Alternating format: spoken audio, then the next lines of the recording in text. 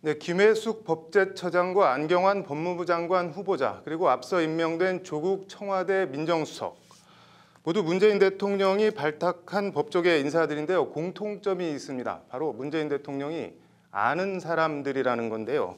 로인사이드 오늘은 석대성 기자와 함께 문재인 대통령의 법조 인사 스타일 시스템에 대해서 좀 얘기를 해보겠습니다. 앞서 김혜숙 법제처장 취임식 소식 전해드렸는데 김 처장 양력도 좀 간단하게 소개를 해주시죠. 예, 김혜숙 법제처장 만 50세고요. 네. 1967년 경북 포항 출생입니다. 네. 포항여고를 졸업해서 서울대 사법학과를 이제 나왔습니다.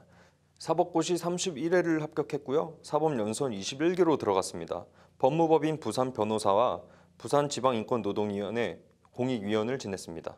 네, 지방노동위원회 공익위원과 진실화해를 위한 과거사정리위원회 비상임위원 등 이런저런 경력이 있는데 조국, 안경환, 김혜숙 이 세 사람의 공통점 바로 문재인 대통령이 그 전부터 아는 사람들이었다는 거죠. 예, 그렇습니다. 김혜숙 법제처장은 이제 문 대통령이 네. 대표 변호사로 있던 법무법인 부산에서 인권 변호사로 활약하면서 호흡을 맞춘 바가 있습니다. 네.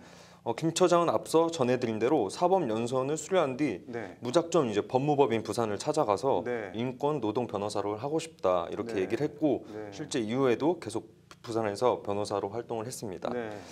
네, 지난 2013년 대한변협신문에 기고한 걸 보면요. 네. 1990년 부산 경남에서 노동사건은 M 변호사가 도맡고 있었다. 네. 정의감에 충만해 있던 예비 법조인들에게 그는 훌륭한 역할 모델이었다. 네. 노동 변호사가 되고 싶다며 불쑥 찾아간 나를 흔쾌히 맞아주었다. 네. 이렇게 기고를 했습니다.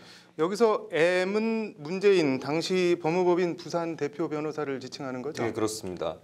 이때 인연으로 이제 함께 인권 변호사 네. 그 길을 걷다가 이번에 이제 법제처장으로 발탁이 된 겁니다. 네. 오늘 취임사에서도 인권을 굉장히 강조를 했습니다. 예, 제가 취임사를 보니까는 상당히 인상적인 부분이 있던데 좀 읽어드리면은 제가 변호사를 막 시작한 때 일입니다. 우연히 변호사회의 규정을 보게 되었습니다. 변호사의 자녀가 사망하면 변호사에게 위로금을 지급하는데 미혼의 딸이 사망한 경우와 출가한 딸이 사망한 경우에 위로금 액수가 서로 달랐습니다.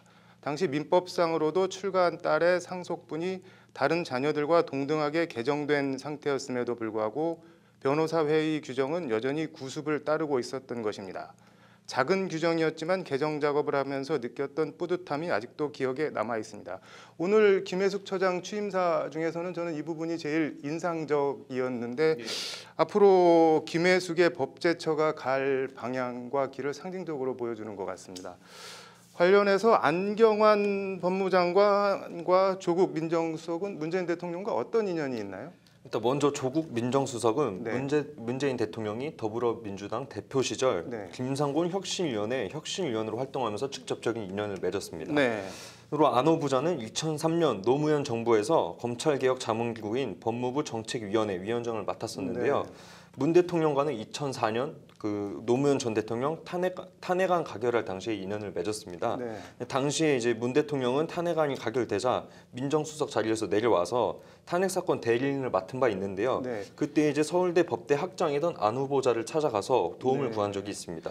이때 아마 처음에는 거절을 했는데 나중에 보니까는 안경환 당시 법대 교수가 문재인 그 당시 변호사가 이리저리 도움들을 구했는데 다 거절했다는 소식을 듣고 본인이 다시 전화를 걸어서 그렇게 도와주는 분이 주변에 없으면 제가라도 도와드리겠습니다. 이렇게 해서 인연이 시작된 거였죠? 네, 맞습니다. 그때 인연으로 이제 안 후보자는 2012년 대선 때 네. 더불어민주당 새로운 정치위원회 위원장을 맡았고요. 네. 지금까지 이제 문 대통령의 멘토 역할을 하면서 이번에 네. 이제 법무부 장관 후보자로 뽑혔습니다. 네. 아는 사람이라는 거는 가치관과 세계관을 공유하고 있다는 말이기도 한데 법무부와 검찰, 법제처가 문재인 대통령의 법무부와 검찰, 법제처 어디로 가는지 관심을 갖고 지켜보겠습니다. 잘 들었습니다. 네, 로인사이드 석대성 기자였습니다.